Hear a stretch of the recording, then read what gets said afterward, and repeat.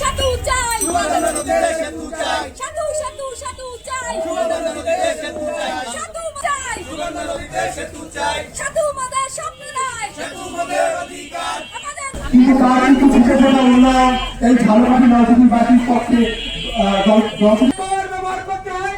আমরা দেখেছি কালবৈশাখী ঝড় হলে আমাদের শিক্ষার্থী যারা আছে তারা বুঝতে পারিনি। এবারে আমরা দেখি প্রতি বছর কিন্তু আমাদের কোনো আজকে যদি আমাদের ভাগ্যের পরিবর্তন না হয় এই ঝালকাঠি এটা জরুরি ভিত্তিতে আমাদের এই নলছিটিবাসীদের উপকারিত হবে যদি এই জিনিসটা হয়। আসসালামু আলাইকুম। ঝালকাঠিতে সুগন্ধা নদীর উপরে সুগন্ধা সেতু করা সেতু চাই